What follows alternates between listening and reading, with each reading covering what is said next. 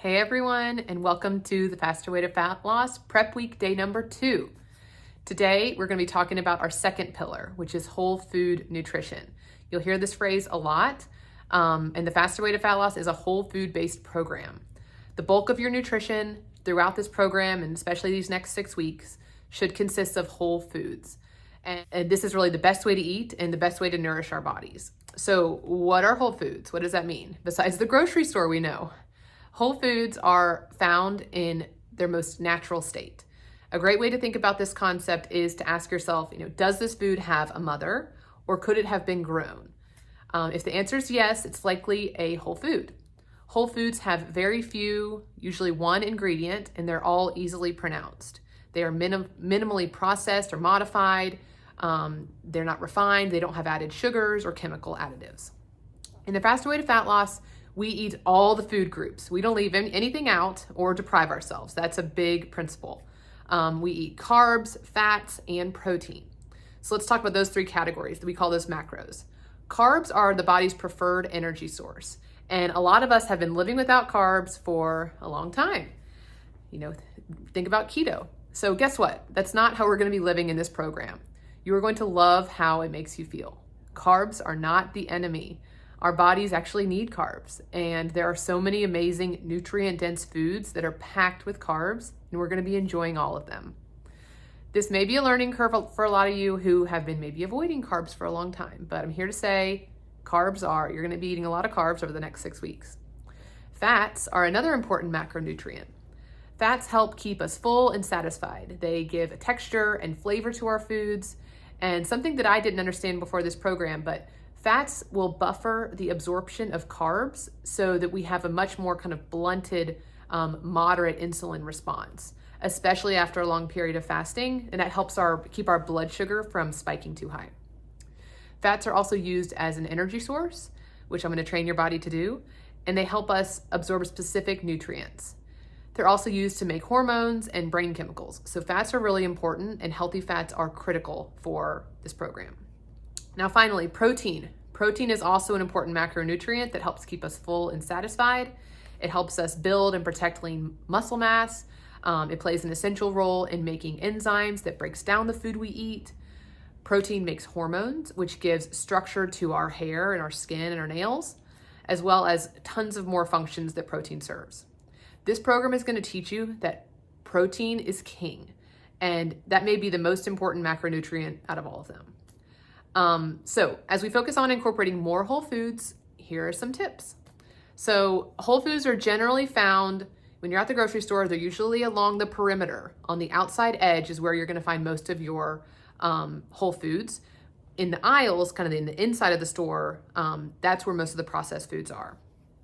Now, whole foods include, but they're not limited to these items, fruits, vegetables, meats, fish, poultry, eggs, nuts, seeds, beans, lentils, peas, herbs, and spices.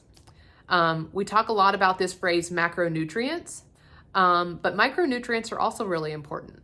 Generally, whole foods provide more micronutrients than processed or packaged foods. These micronutrients include things like vitamins, minerals, antioxidants, and other things that are just really good for our bodies on a cellular and metabolic level. So, we could eat processed and packaged refined foods and still hit our daily macronutrient goals, which we're going to cover soon. But it wouldn't provide us nearly as much nutrition or an eating pattern full of whole foods. It just wouldn't be as satiating. Our energy wouldn't be nearly as good, and our bodies would really be crashing and kind of craving sugar constantly. Whole foods are generally higher in fiber. Both types of fiber, we have soluble and insoluble fibers. They're both important for your health. Soluble reduces your LDL cholesterol, which is the bad cholesterol, and it helps your blood pressure. It also reduces overall inflammation in the digestive system. Insoluble fiber keeps the digestive system moving, and it feeds that good bacteria, keeps it growing in our guts. Now, just because we focus on a majority of our foods being whole foods, that doesn't mean that you can't have anything processed. There's nothing off limits in this program. Just keep that in mind. That's just not realistic. You're busy, you're juggling a lot. Sometimes whole foods just aren't an option, or sometimes you just don't want a whole food. Sometimes you just want to have some crackers or French fries. That's fine. I'm asking you, though, to try your hardest over these next 6 weeks to really increase the amount of whole foods that you're eating. Try to shoot for whole foods 80, even 90% of the time, because those are going to serve our bodies best. And I promise you're going to feel so much better when you incorporate a lot more whole foods more regularly. But it's really not practical all the time to just cook all the time or be home during meals. You know, we are busy, we're out, we want to be out, we want to eat dinner out. That's perfectly fine and wonderful. I love to do that too. I will teach you, though, how to be confident ordering out at a restaurant through this program. Just need to be conscious about what you're choosing. Always be thinking, does it come from the ground, or can it be grown? Does it have a mother? If so, it's fair game. So I know you may be thinking, I don't eat very many whole foods at all, or yuck, I hate vegetables. That's totally, that is a normal place to be. And I was right there with you before I really started and dug into this program. So start small.